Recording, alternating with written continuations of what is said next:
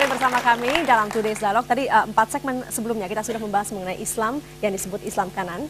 Sekarang kita akan ada satu segmen untuk juga membahas Islam yang disebut Islam liberal ya, supaya adil. Saya akan minta dulu komentar dari mahasiswa seperti apa Anda melihatnya gerakan ini. Melihat fenomena JIL dan aliran fundamental yang ada di Indonesia, saya pikir sesuai ya dengan pendapat oleh Ustadz Ja'far dengan Bapak Muksid tadi, yaitu melihat fenomena di mana peran negara itu kurang maksimal gitu. Pandangan Anda sendiri terhadap gerakan Islam liberal itu seperti apa?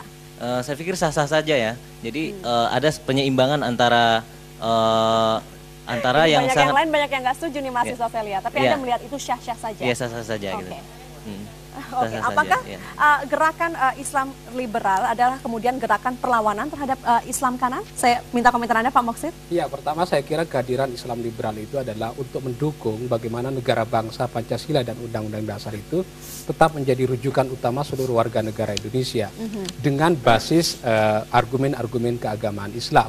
Oleh karena itu jaringan Islam liberal ingin meletakkan keislaman di dalam bingkai negara bangsa Indonesia, jadi tidak bergerak di luar orbit itu.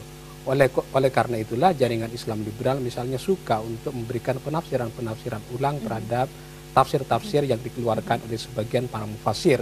Jadi yang harus difahami, jaringan Islam liberal bukan menggantikan Quran, tapi menafsirkan Quran.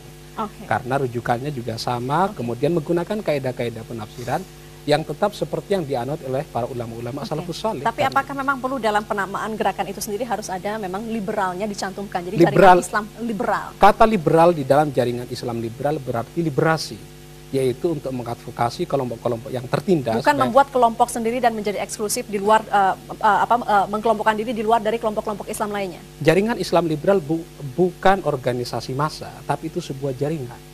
Jadi berbeda sekali. Karena itu kata liberal di dalam jaringan Islam liberal itu adalah sebagai aksentuasi penekanan terhadap visi keislaman yang dikembangkan oleh jaringan Islam liberal, yaitu visi pembebasan terhadap kelompok-kelompok yang tertindas. Baik. Saya ke Pak Ja'far, menanggapi Islam liberal, jaringan Islam liberal.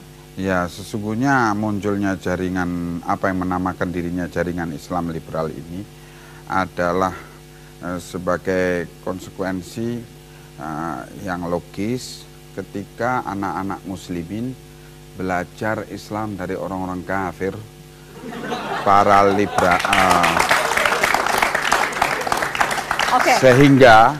sehingga ditanamkan di dalam hati mereka perasaan minder berislam kalau tidak cocok dengan Barat. Maka di dalam hal ini Barat mempunyai satu aliran pemahaman materialisme yang